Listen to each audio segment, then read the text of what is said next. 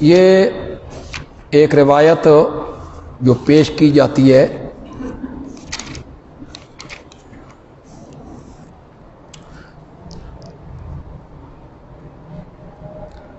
نبی اکرم صلی اللہ علیہ وسلم اپنی قبر منور میں دفن تھے تو حضرت عائشہ بغیر پردہ کیے چلے جاتی،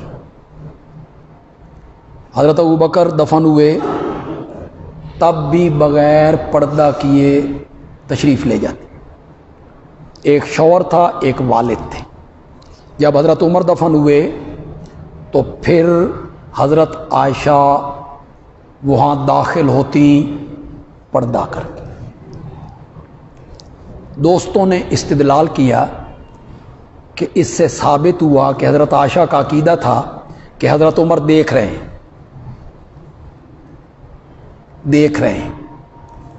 تو پہلے خامند تھے، والد تھے، یہ غیر محرم تھے، اس لیے پردہ کی۔ کہاں سے داخل ہوتی تھی جی؟ 2-3 کمرے تو تھے وہاں، 2-3 کمرے تھے وہاں، ایک کمرے سے دوسرے کمرے میں داخل ہوتی تھی، ایک ہی کمرہ تھا، ادھر قبریں ہیں ادھر عائشہ رہ رہی ہیں، یہ کہاں سے داخل ہو رہی ہیں؟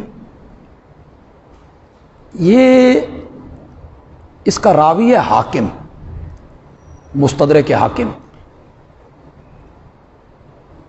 میزان الاعتدال نے صفحہ 402 جلد دوسری، صفحہ 402 جلد دوسری لکھتے ہیں رافضیٌ خبیثٌ۔ جی اپنے راویاں دا حال ویکھ لو، ادھر نعرے لگاتے ہو شیعوں کے خلاف، اور جن روایتوں پہ ناچتے پھرتے ہو ان کے راوی کون ہیں؟ محمد ابن مروان شیعہ۔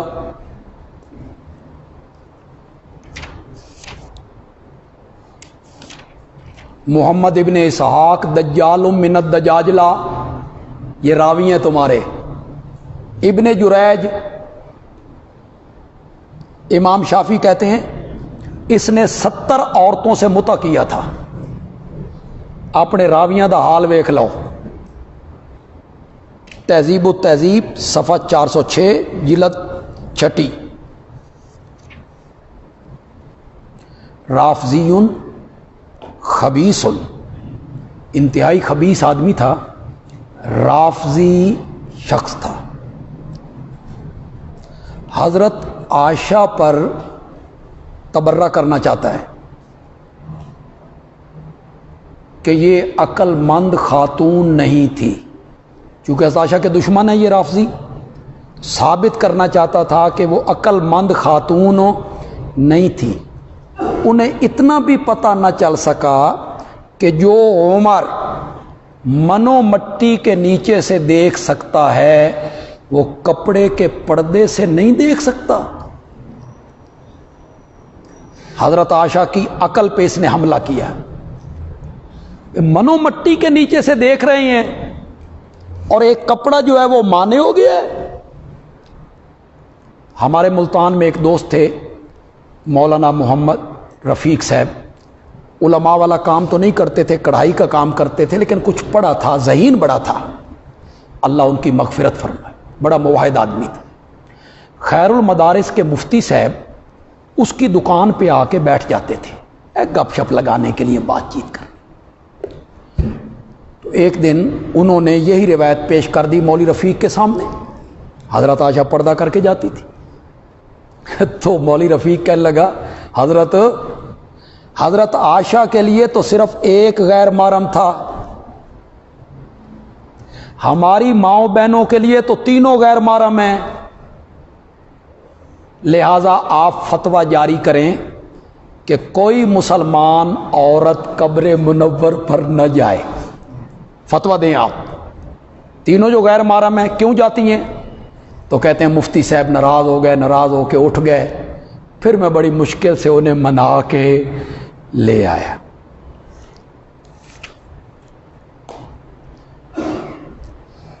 میں نے من صلی علیہ عند قبری سمیتہ، اس پر میں نے بات کی. اس میں ایک راوی ہے محمد ابن مروان سدی صغیر.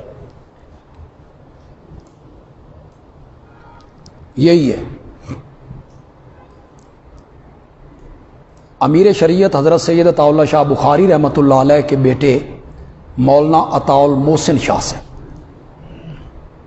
انہوں نے جھنگ میں تقریر کی تو انہوں نے اس روایت کو پڑھا. ہمارا ایک ساتھی تھا جھنگ میں، فوت ہو گئے ہیں، حاجی محمد صادق صاحب. وہ ٹرنکوں کا کام کرتے تھے، یہ صندوق وغیرہ بنانے کا کام، فیکٹری تھی ان کی. وہ کھڑے ہو گئے، دبنگ آدمی تھا، کھڑا ہو گیا. اس نے کہا یا جی اس میں محمد ابن مروان سدی صغیر ہے اور تمام محدثین کہتے ہیں کہ وہ کذاب ہے، آپ یہ روایت پڑھ رہے ہیں؟ تو اس نے کہا اس کی دوسری سند بھی ہے. شاہ جی نے کہا اس کی دوسری سند بھی ہے. انہوں نے فرمایا پڑھیے سند. دوسری سند ہے تو پڑھیے.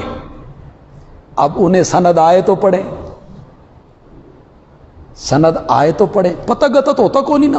ایک عالم کا میں نام نہیں لینا چاہتا، اس کا بڑا نام ہے، شہید ہو گئے، بڑا نام ہے، خطابت میں بڑا نام ہے، مورخ تھا، یہ تھا وہ تھا.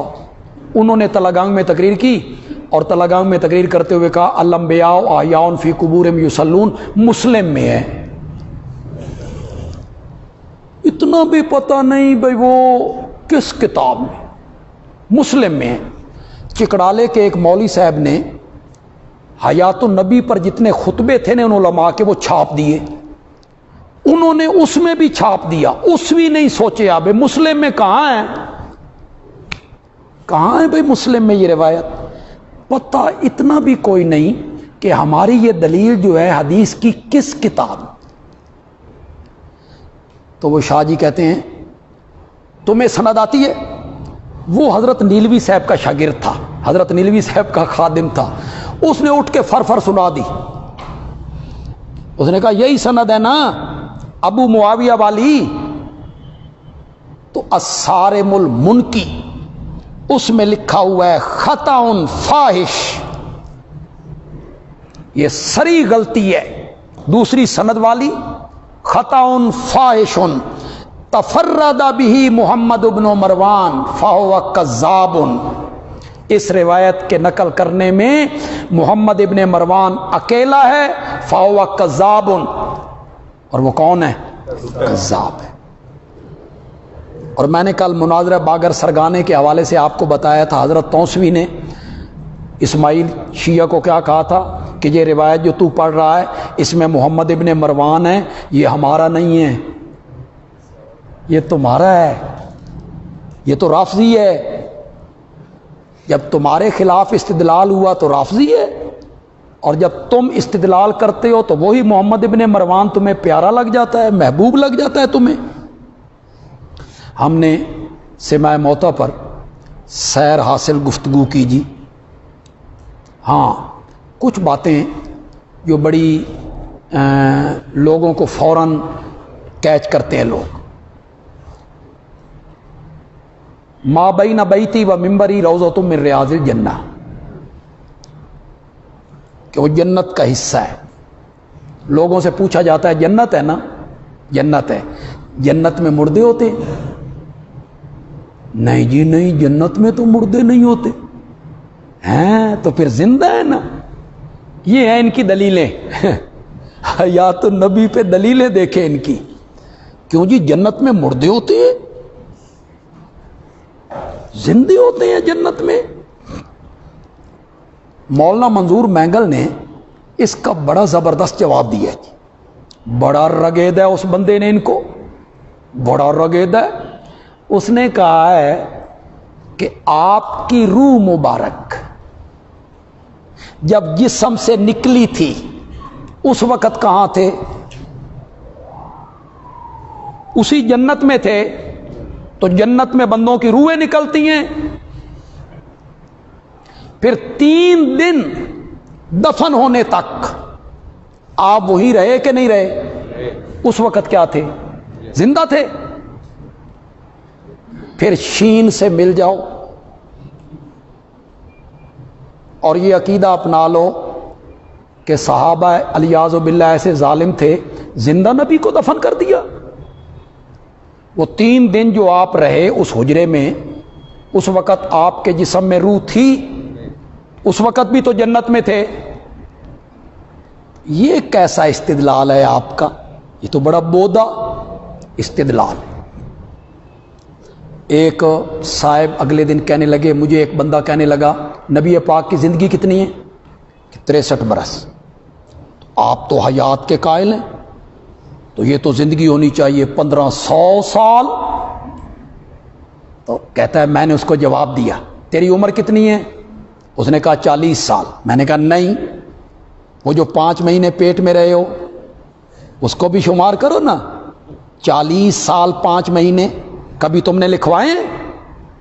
اس کو شمار کرتے ہو؟ میں نے کہا واہ مولانا، دلیل ہماری تھی، ہتھے تمہارے چڑھ گئی، تمہاری زبان سے اللہ نے نکلوا دی۔ اس کو اس لیے شامل نہیں کرتے ہیں کہ وہ اس دنیا کی حال نہیں ہے، وہ ایک اور جہان ہے، وہ ایک اور جہان ہے، ابھی دنیا میں بچہ نہیں آیا، اسے شامل نہیں کرتے۔ آپ بھی 15 صدیاں کو شامل نہیں کرتے، 63 برس مانتے ہیں، تو آپ بھی اس بات کو تسلیم کریں کہ اب نبی پاک دوسرے جہان میں ہیں، دوسرے جہان میں ہے نا، تبھی تو آپ اس کو شمار نہیں کر رہے ہیں۔ کبھی کہیں گے نبی پاک کی بیویوں کے ساتھ نکاح نہیں ہوتا، یہ حیات کی دلیل ہے، چونکہ زندہ ہیں اس لیے نہیں ہوتا۔ اب لوگ سادہ ہیں بیچارے، وہ کہتے ہیں ہاں یار اس لیے نہیں ہوتا کہ زندہ ہیں۔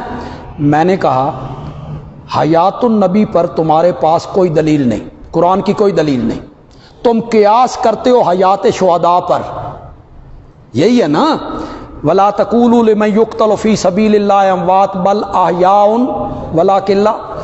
تم قیاس کرتے ہو حیات شہداء پر کہ چونکہ شہید زندہ ہیں تو نبی تو اس سے اعلیٰ ہیں، لہذا نبی بھی زندہ ہیں۔ تو حضرت شہید کی جو بیوی ہوتی ہے وہ عدت گزار لیتی ہے، تو وہ اور جگہ نکاح کر سکتی ہے کہ نہیں کر سکتی؟ تو پھر شہید کی حیات تو دنیاوی کوئی نہ ہوئی نا، جس پر تم نبیوں کو قیاس کر رہے ہو، یہ بھی کوئی دلیل ہے؟ اور اللہ کے بندو، ازواج مطہرات سے اس لیے نکاح نہیں ہوتا کہ نبی پاک زندہ ہیں، قرآن پڑھو، اس لیے ازواج مطہرات سے نکاح نہیں ہوتا کہ وہ مومنوں کی مائیں، ازواجہ امہاتہم، اور نبی کی بیویاں ان کی مائیں۔ تو یہ سارے بودے استدلال ہیں۔ ہم نے اس موضوع پر سیر حاصل گفتگو کی ہے، کل انشاءاللہ مسئلہ علم غیب پر گفتگو کریں گے، اور انشاءاللہ آپ کو اس کی کنہ اور حقیقت انشاءاللہ سمجھائیں گے۔